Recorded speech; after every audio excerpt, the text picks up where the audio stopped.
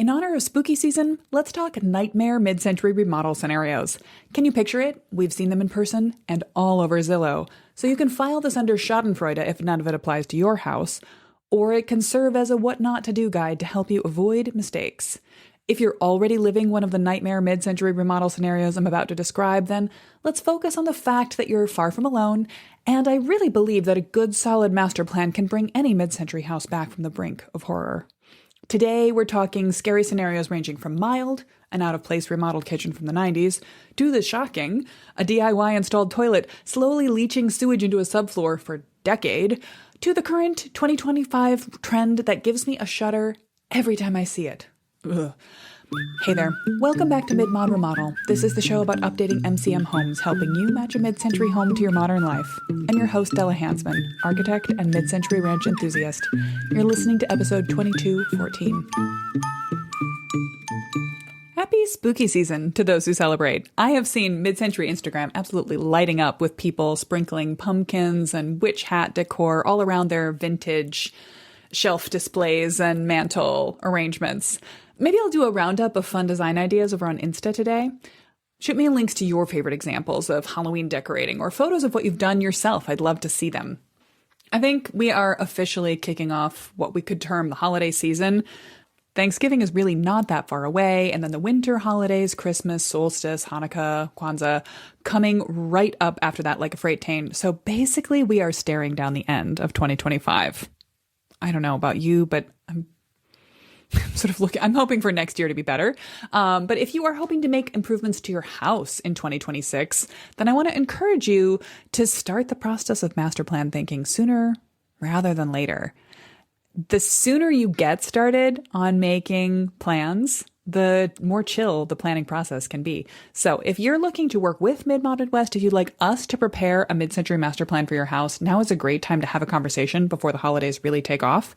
You could drop all of your design thinking on me and my team and leave it to cook with us, then go about your celebrations, and in January, get back a master plan ready to share with contractors. Or if you do think that you might want to use some of the longer evenings and internal time to think about your own DIY remodel plans, then Ready to Remodel is a program always waiting with open arms to guide you through the process of DIYing a master plan for yourself. And the time to get started on plans for next year really is right now. So that's there. I would love to hold your hand and walk with you through the process of a mid-century master plan. The kind of vision for your house that can help you avoid the nightmare mid-century remodeling scenarios that I'm about to describe.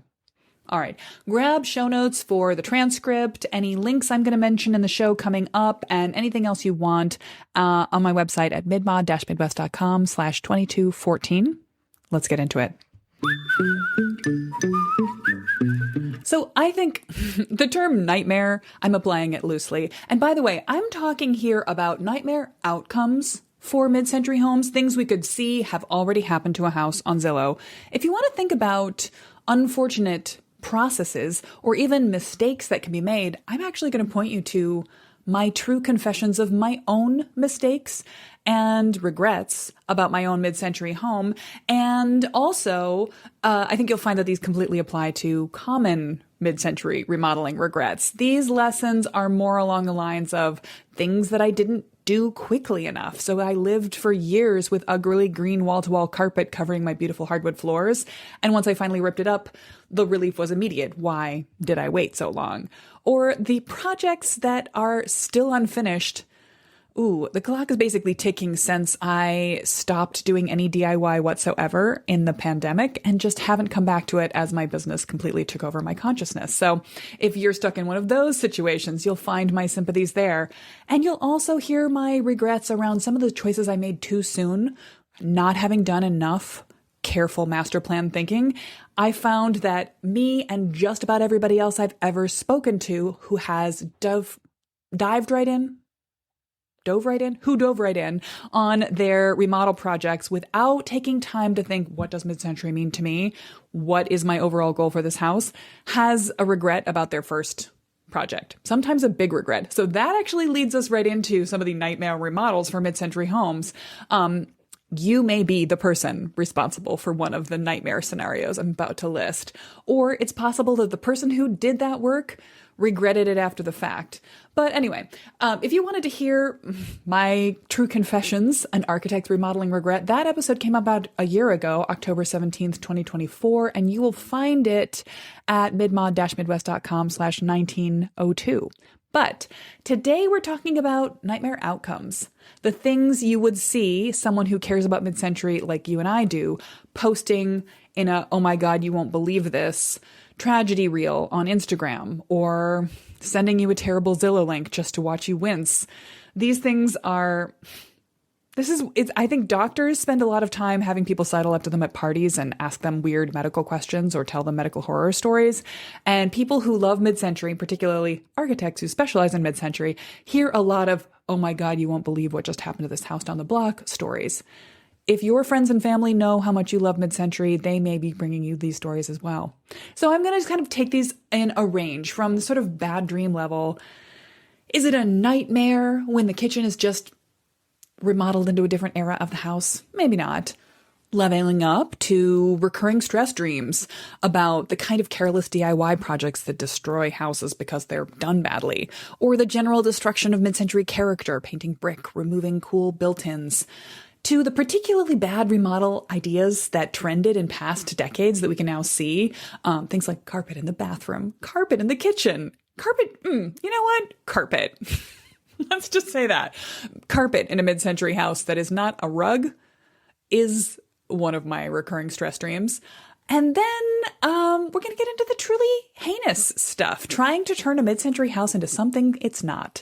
The mid-century house as Tuscan villa. I'm going to save my personal, truly most horrific mid-century house nightmare, actually my universal remodel nightmare, for the end of the episode. I'm not going to spoil on it now because... you've got to save something for the end.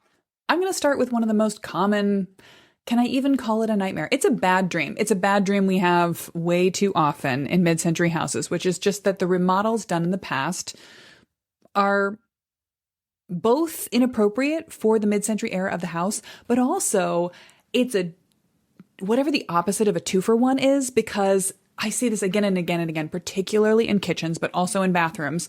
Someone will have come in, replaced all the original mid-century cabinetry and features with newer cabinets and features, new appliances, new plumbing fixtures, new vanities, new kitchen built-ins in exactly the same footprint and layout as was there before. So as much as I love mid-century homes, as much as I am constantly advocating for preserving what we've got in mid-century homes, mid-century kitchens and bathrooms are not always necessarily up to modern standards. They're not customized to fit your lifestyle. They're a very one-size-fits-all undertaking. And so coming in and actually just putting in an 80s kitchen in the exact shape of a builder basic mid-century kitchen means you've got all the downsides of this sort of housewife focused, only one person can effectively work in here. There's no social space. There's not enough pantry storage. There's a lot of upper cabinets and lower cabinets with just doors and no drawers. All of the same flaws of the original kitchen are being replicated in particle board materials that are going to break down sooner and faster. All of the original appliances are being tossed, have been tossed, are landfilled for decades ago now. And yet what they were replaced with is something that's functionally the same, except less good. This is sort of the thing that feels like when I have dreams about a conversation that didn't go well, and I can't get it better no matter how many times I go around on it. So if this is probably a scenario you've encountered in your own home, in a home of a friend of yours, because the replace in place remodel is the most common type of remodel that happens. Kitchen and bathrooms are deemed out of style, and someone just goes to a local contractor or the sort of takes their layout to the big box store and orders exactly the same things, carefully measuring the cabinet box widths and replacing an old one with a new one. So in the scheme of how bad is this, it's not devastating for the house. It's a wasted opportunity. But depending on how old that replace in place remodel was, if it's from the 80s, well, That's coming up on 45 years ago now. We can go ahead and call that remodel. Probably it's failing. For folks I've spoken to who are living in 80s kitchens, I often hear stories of like the surfaces feel icky and uncleanable. The interior materials are starting to fail. It's pretty obvious, at least it's clear that you need to do something about it. And so there is a window of opportunity. This is a nightmare we can wake up from. In some cases, it gives you the freedom of not having to feel precious about the original kitchen or the original bathroom being there. You don't have to worry that you are the person who is breaking the eggs in order to make an omelet. The eggs are broken. So let's get cooking. I think that sort of falls into the category of like, yeah, that happens all the time. It's just your slightly disturbing, weird dream that you need to wake up from. The next category of nightmare mid-century remodel is actually just a nightmare remodel in general. And this is something I've heard client after student after friend tell me about. And luckily, I didn't experience it too much in my own home, only because not very much had been done to my own home. But the poorly done DIY projects of past owners. The most egregious example I can think of is my own little sister's house. The previous owner on that house was a very enthusiastic DIYer who modified or touched or replaced or added on to most of the parts of the house.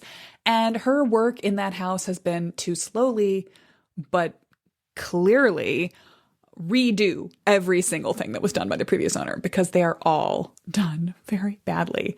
Maybe the most disgusting nightmare scenario in that house is that a toilet on the main floor was poorly installed and leaked at the seal. And so underneath they could see that the linoleum in the bathroom, again, linoleum in the bathroom, what a choice, was bubbling and slightly discolored. And when they ended up getting it up, they found that the entire subfloor was soaked through with the evidence of slowly leaking water over the years. That water was leaking out of the toilet, so sewage water slowly titrating through the subfloor of their home for years. Absolutely disgusting. But this happens all over the place. Just people... I don't mean this as a discouragement for you to DIY projects on your house. If you want to think them through carefully, we have such good resources these days. Books, advice guides on the internet, YouTube videos of talented, competent remodelers showing you exactly step by step how they go about doing something.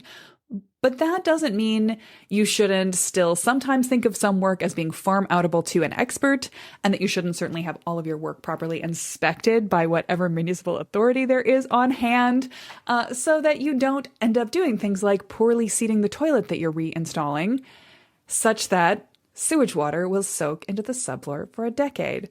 But then there's also just the kooky ideas that have nothing to do with code or safety or even sewage sludge, but are just what were they thinking moves. Flooring installed over carpet. What the what? Carpet in places you shouldn't see it. Carpet in the bathroom. Carpet in the kitchen. Carpet, yeah.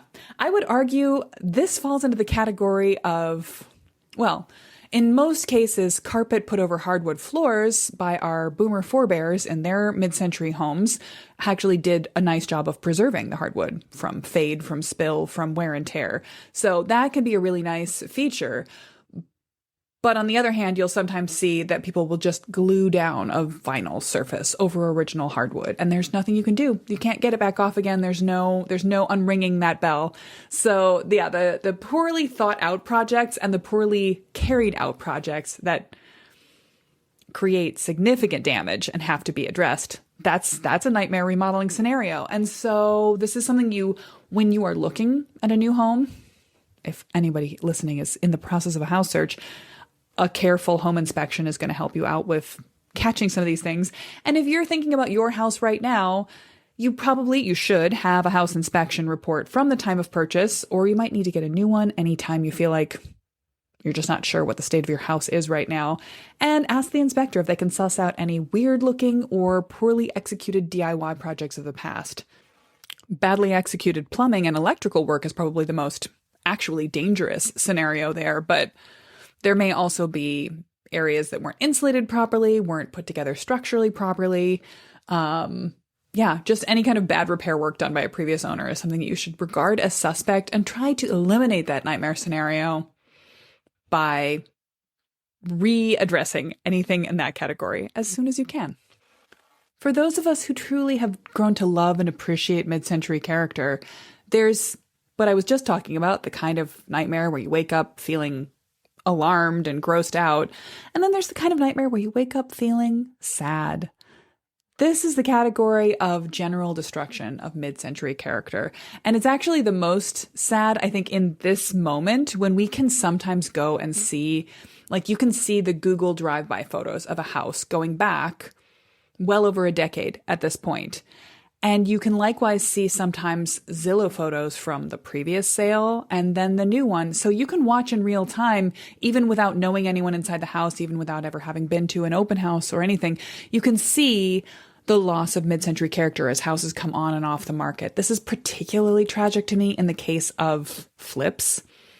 If someone buys a house, owns a home, lives in a home, makes it their own, and they end up painting the brick, painting the siding, painting the original wood materials, landfilling the original doors and trim and putting in fake 6 panels, that hurts me. It makes me sad for them, but I'm going to at least give them the dignity of perhaps they did enjoy that. Perhaps I would call it misguided, but perhaps they made that choice and appreciated it while they were living with it. But when someone buys a time capsule mid-century house, goes in and rips out all the mid-century character and then puts it back on the market 1, 2, 3 years later, that is the kind of nightmare I wake up from mad.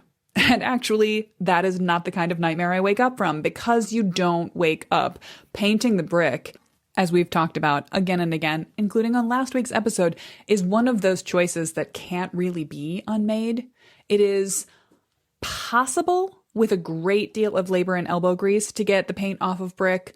On an interior surface, it's more plausible not to cause major structural damage, but it sometimes isn't possible to get the paint back off of brick, and it is incredibly expensive and sometimes damaging. You're not going to get it back the way it was before, in all likelihood. So the same with once you've torn off all the original doors and trim and thrown them in a landfill and put in cheap primed Home Depot trim and fake 6-panel doors, you've lost something. You've lost original wood grain you're not going to get back.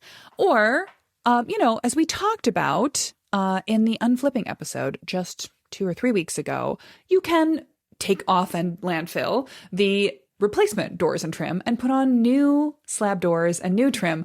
It's a frustrating cycle of waste that really grinds my gears. And I'm sure that you feel the same way. So this is the sort of thing where, like, if you know anyone who's contemplating this kind of mistake, please stop them. Stand in front of the trucks and try to prevent this kind of devastating loss of mid-century character from happening, because we can put back a lot. I'm going to talk, actually, let's just take a moment to focus on the positive, because where can you begin? If you're facing this, if you are living in a house where someone else came in and made a whole bunch of flipper choices, they painted the brick white, they replaced the entire kitchen with a new kitchen in the same layout, they put in new ornate crown molding, white painted everything, and fake 6-panel doors, what do? This isn't the kind of thing where 1 or 2 level 1 purchase remodel projects are going to fix the problem. You are going to need to have a comprehensive approach. And over time, if you want to remedy this, if you want to restore this nightmare mid-century remodel scenario, you're going to need to redo almost all of the work that's been done. You're going to need to take off the fake 6-panel doors and invest in new slab doors. You're going to need to research stain. You're going to need to do all of the things that the unflipping folks have talked about doing. And they are loving this project, and the outcome is phenomenal, but it's their full-time hobby. It's been their passion project for the last 5 years, and they're not done yet. So it is a lot of work to bring mid-century character back.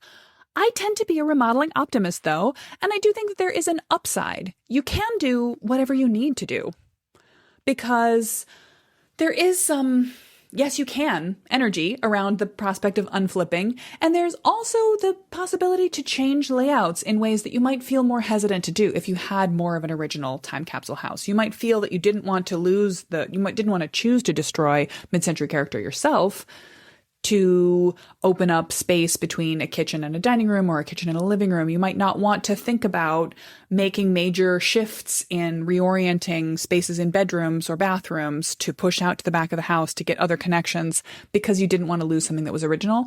When you're dealing with a house that's been pretty aggressively flipped, you have more freedom to make changes without losing anything. So that is definitely a silver lining to the scenario. Now, if you are starting from there, like I say, 1 or 2 substitutions is not going to solve this problem. So you are going to be needing to be really strategic about your choices going forward. This could mean taking on an all-at-once comprehensive remodel of the entire house. But that is a challenging prospect to take on. Not everyone is in a position to take that on. And, we got a lovely example again from the Dear Unflipping folks. They're not doing everything at once remodel scenario. They're taking an approach that's very similar to what I recommend, which is they have a style in mind. They have a vision in mind of where they're going, and they're now knocking off projects one at a time. For themselves, they're kind of doing it in the order of what feels most urgent and most appealing to them to tackle next. But they've got a big picture plan. And this is what you'll need as well. When your house has been comprehensively flipped and stripped of mid-century character, if that's your nightmare, then you're looking for a style guide approach. I teach this in my Ready to Remodel program, and I do this for my master plan clients, but you can walk yourself through the same process by following the style guide system. And you'll begin exactly the same way that someone living in a time capsule house would, by asking yourself some key questions about your own personal remodeling preferences, your mid-century remodeling preferences. What's your favorite moment from the mid-century era? Is it early 1950s twee? Or is it maybe a bit more groovy 60s, leaning all the way into the 70s? Maybe your heart beats for a more organic modern style with wood finishes and terracotta tile and cream-colored plaster, sort of Frank Lloyd Wright-ish, Usonian-ish. If any of those things ring true, or whichever one of those is right for you, that's going to inform the style guide that you build over time. And you're also going to want to think about whether you are looking for something that is putting back a true attempt at a time capsule set of choices, or you're looking to do an update that feels timeless. So you're thinking about the materials of the mid-century, but not necessarily the shapes, or you're looking for a certain proportion of the house to be restored to a mid-century feeling, but not going back to create an I live in a museum effect. Knowing the answers to those questions is the jumping off point of setting a style guide for yourself. Then you can take it further. There are fun processes to make it easier to share your ideas with other people, like giving your style a nickname. Palm Springs, but more Flintstones than Jetsons, or we want this to be more Bond villain, less Brady Bunch. When you have a jaunty, a clever, a clearly descriptive nickname, maybe you're picking on a TV show or a movie or a famous architectural icon. You can then communicate what you're looking for to yourself, to your partner, and to people that you're going to work with to help make this happen.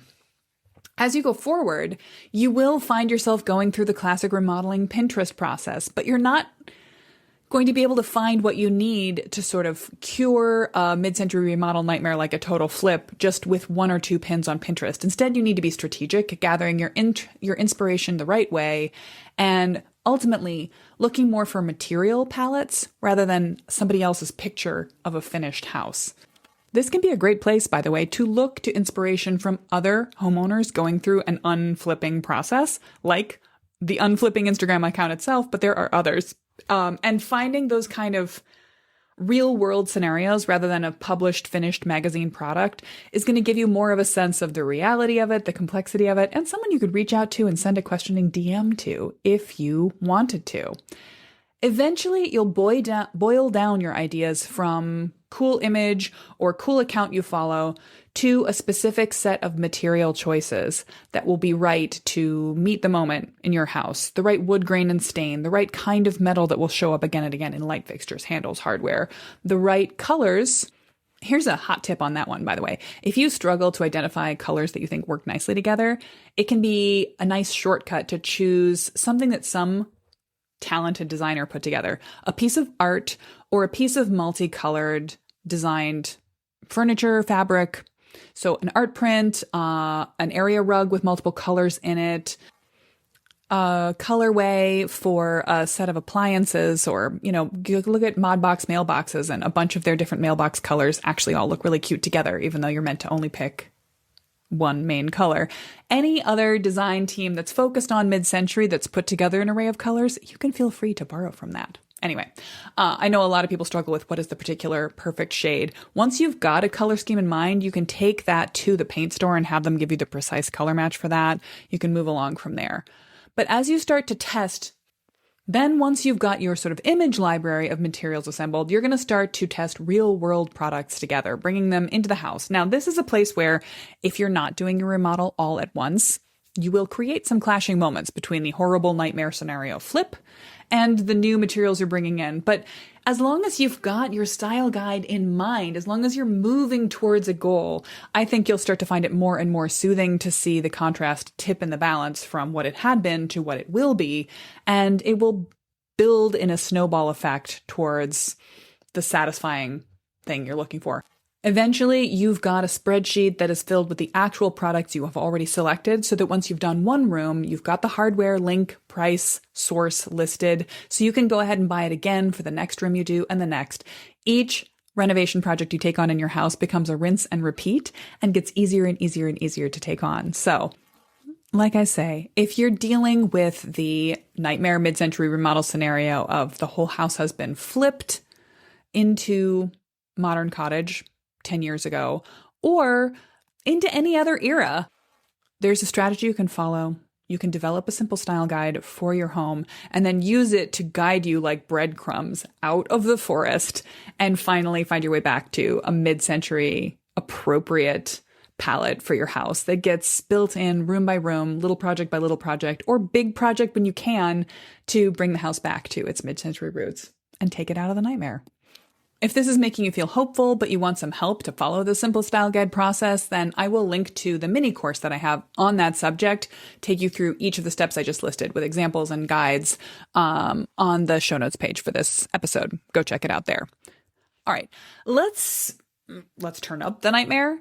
I think the most frustrating to me is the general destruction of mid-century character, which can feel most wanton and meaningless, sort of fruitlessly violent when it's just done by someone who is taking a house they don't appreciate and trying to jam some, not even some niceness. I don't think any flipper who takes out original mid-century stuff and replaces it with Home Depot standard thinks they're making the house better. They just think they're making it newer. And that is maybe mentally the most nightmare scenario for me.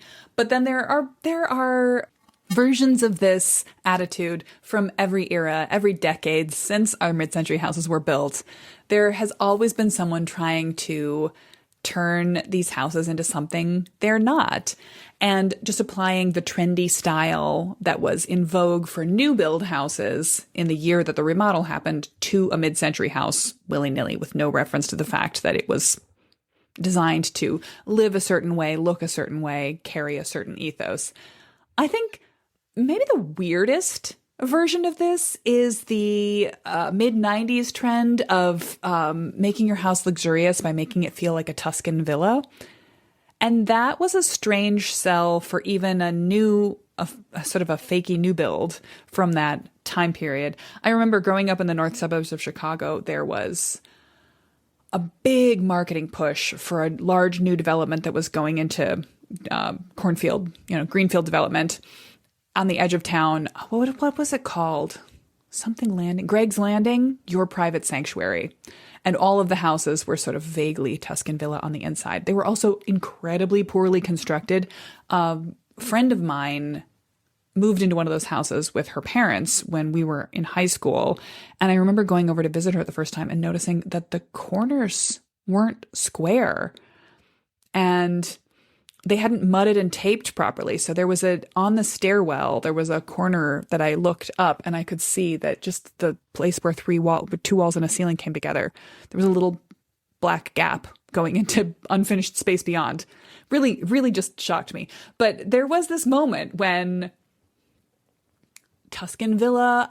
There was a movie that came out around that time, and everybody just thought that was the epitome of luxury, the sort of hand-painted tile and rag painted walls and distressed furniture.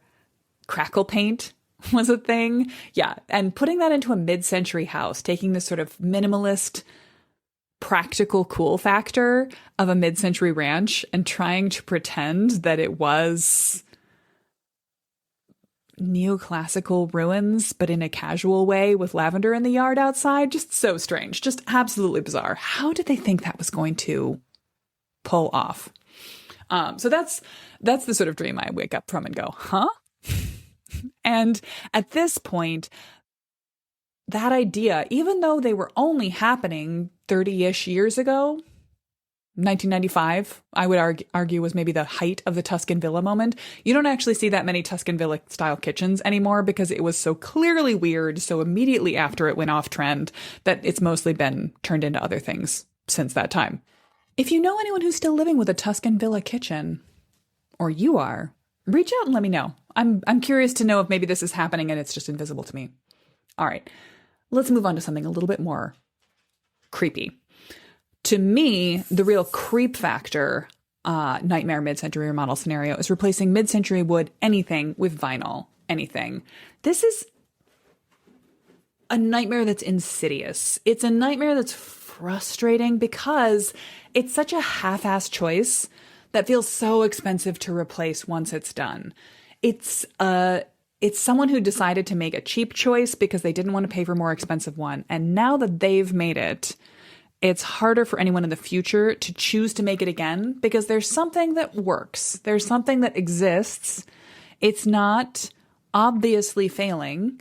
And so it's hard to take out something that's functional but ugly or functional but low quality and replace it with something else purely because you don't like the aesthetic of it or the effect of it. Although I would argue, actually, a lot of these choices, vinyl siding, which is billed as a zero maintenance solution, or vinyl replacement windows, vinyl replacement windows have a marketed lifespan of 15 years on average. 5 to 25, according to their own marketing. What the what? So people are actually agreeing to take out and landfill windows that have been in their house for 75 years, and sure, aren't performing the best right now, but could potentially be maintained and repaired and replace them with something that's going to last 15 years. This is madness. But at the same time, I often deal with clients, with students, with folks who tell me, yeah, we're not going to be replacing the windows because they were just replaced 5 years ago, right before we bought the house. Yes, they're vinyl, so we can't change the color. So we have, white vinyl exterior window frames and trim on the outside of the house. Now what can we do aesthetically to work with that? And of course, I do. My team and I will do everything we can to help you make choices around your house to work with the existing conditions, the choices that have been made in the past. It's easier to feel like, ugh, what a fool that person was that made that choice when it was the previous owner. But I don't mean this to be an accusation. A lot of my clients made that choice themselves. They moved into a house, got an inspector's checklist of windows are single pane, might need replacing, called a window company, got quoted a bunch of prices, found out that replacing every window in a house, that might be anywhere between 10 to 15 to 20 windows in a house. The cost of a window each going up from vinyl windows being the baseline, going up from there through several product lines, and just decided, okay, we need to replace the windows. It's a mature, responsible thing to do, but we are trying to be budget friendly, so we'll just go with these workman-like vinyl windows. When you're taking your advice from someone who's selling you something, they'll be happy to sell you anything in their product line, low to high, without really debating with you the relative merits of those things. This is why I constantly advise people to check with an independent authority. And if you're dealing with replacement windows, again, I've done a whole episode on why you might not want to replace your mid-century windows. Check with a glazier, someone who repairs windows, before you speak to someone who only replaces windows about whether or not your windows need to be replaced. But when you've made this choice yourself, it's even more of a nightmare because a few years down the line, you may find yourself really regretting it. And again, I'm not going to tell you that you should tear out windows you yourself have already replaced and replace them again. This is sometimes a bridge too far, which is why it's such an insidious nightmare mid-century remodeling scenario. But we'll work with that choice, or we'll make a plan. Again, place it in the style guide. It doesn't happen to happen this year. But if that window has a 25-year warranty on it and you're planning to be in this house until you retire, we're putting it on your to-do list for 20 years from now to get the windows replaced with something that's going to have a bit more staying power and lean into the vibe of the house a little more effectively. This whole episode feels like a bit of a digression for me because I spend a lot of time trying not to talk smack about other people's choices and not to go negative about things that have happened to mid-century houses. There are a lot of really successful Instagram accounts out there, blogs out there that have basically made their name on pointing out bad design choices that other people have made. And we can all look at those and say, oh God. These accounts are sometimes very educational. They're more often for entertainment value. I get a lot of joy out of following the Instagram account Hello, my name is John, who does little horror tours of terrible Zillow listings and takes you through all the really, really cringe choices that someone made and then just like listed their house on Zillow for us all to see and judge. Back a couple of years ago, I really enjoyed following a blog called McMansion Hell, which pointed out just terrible design choices on very, very expensive McMansion style homes. And I've never wanted to do that because even though I walk through mid-century neighborhoods cringing and grumping and swearing under my breath about bad choices that other people have made, I would never want to be the person that someone recognizes their own house on my Instagram account and I'm making fun of a terrible choice they made. That is not the kind of energy I want to put into the world. I do think it bears noting, though, that some of these choices that are regularly made, that are often made, are really bad choices for mid-century houses. So I'm using this episode as a little bit of an out to point out some of the horrors and also to hopefully let it land softly. If this is a choice on your own home, if this is a choice you made in the past on your own home, I don't want you to feel at fault. Absolutely everyone is giving bad advice for mid-century homes. All of the HGTV content, every contractor you speak to is going to tell you to do things like paint your brick and paint your woodwork and tear out your kitchen and replace it and put in new windows. If vinyl is all you can afford, then sure, go with vinyl. This is a constant drum feed of creating nightmare scenarios for mid-century houses. So I never want anyone to feel like they are foolish or the choices that they made are unfixable. But if you are in a position of listening to this episode going, oh God, Della, I did that to my own house 5 years ago when I moved in 20 years ago. I talk to people like that all the time, and I don't want you to feel alone.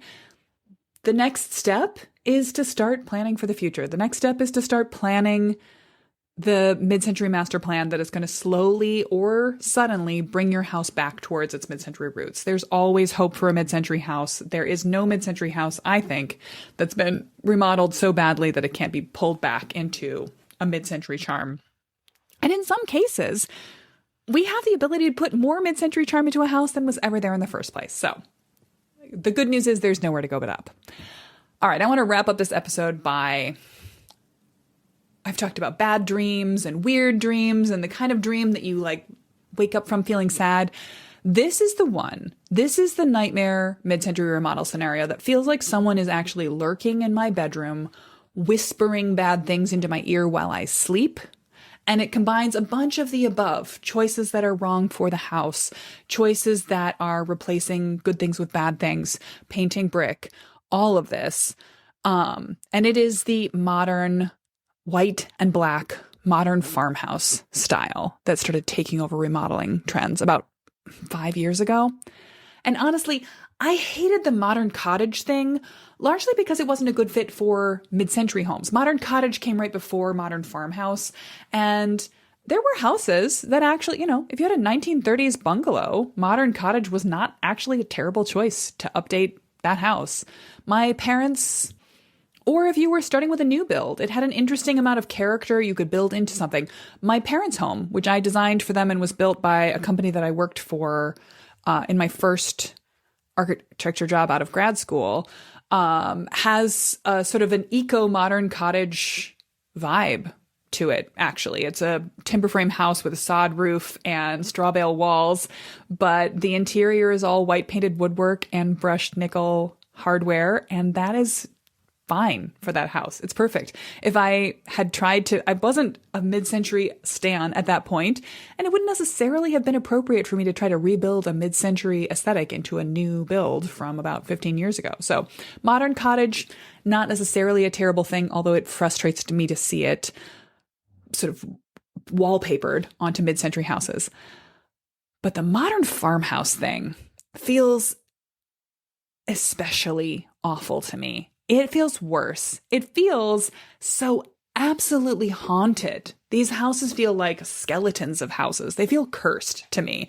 The bland, sort of harsh white exterior, new siding that's so sort of razor precision, the new cut materials that feel so harsh. And then even more harsh, all the black details, outlines of trim around every edge, the black window trim, which is so on trend right now, the white painted brick, and knowing that all of the original materials that have been painted white are just going to start to peel and spall in a few years. And that white siding is going to seem so grungy after a little while.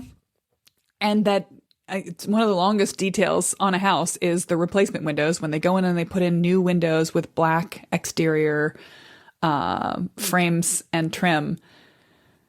We're going to be working with that forever. So it really, oh God, it feels like aesthetically a bad choice.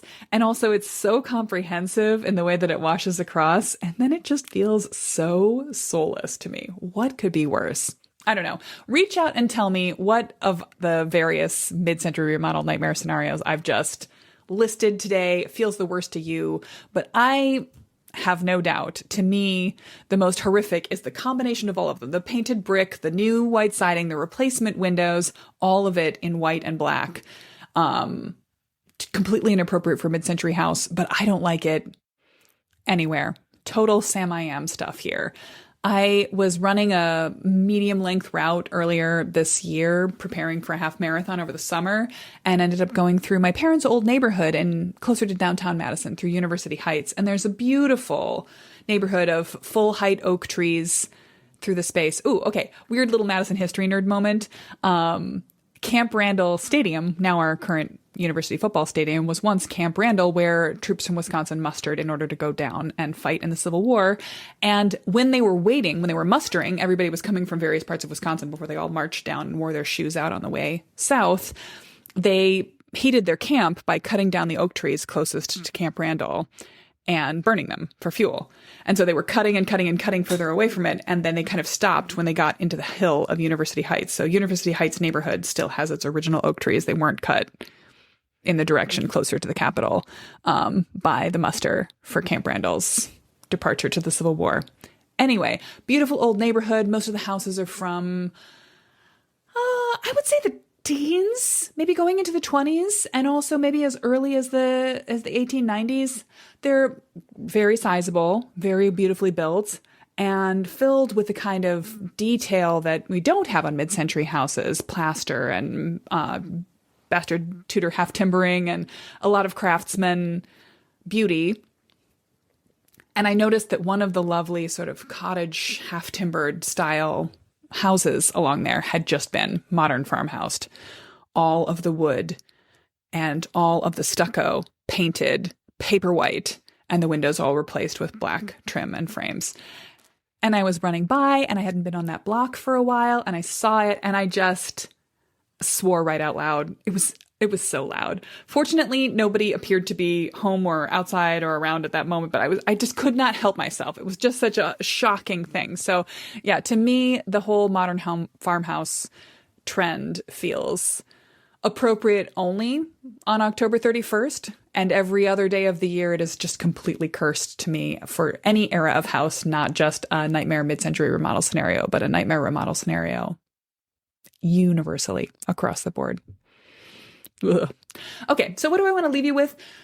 There are so many nightmares out there for lovers of mid-century because so many people have been discouraged from appreciating what's great about their house and encouraged to make period incorrect choices through the last couple of decades, right up into right now, this year. If you call any contractor, the odds are they're going to advise you to make choices just like their last 5 clients, and they are going to be very modern farmhouse choices because that's what's on trend right now. And they assume that trendy choices are going to make you happy.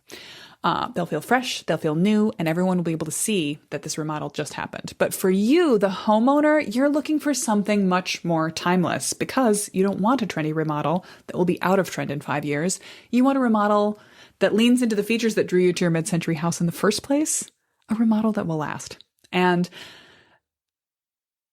what I can give you to wake up from the nightmare is that the best way that I know to cure a bad remodel from the past is to start with a master plan approach, not jumping in and changing something again willy-nilly, but taking a big picture vision for the whole house and then maybe taking a big swing at a major contractor remodel as soon as you can afford and organize for it, or maybe just setting up and knocking down a series of smaller projects one after another that will still feel coherent and consistent because you've got your style guide set and your master plan vision in place. You need the strategy in order to combat something as big and scary as a nightmare mid-century remodel scenario. All right, my friends, that is it for this week. If you are looking for some help with putting together a style guide or working with me to create a master plan or just following the mid-century master plan method with guidance inside of the Ready to Remodel program, I've got resources for all of that on the show notes page. But what I want you to know most of all is that there is hope out there. You can start making changes right now. And even if you yourself have made choices for your house you don't love in the past, you can start making choices you like better going forward.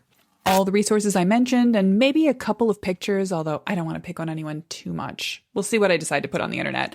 At the show notes page, midmod-midwest.com/2214.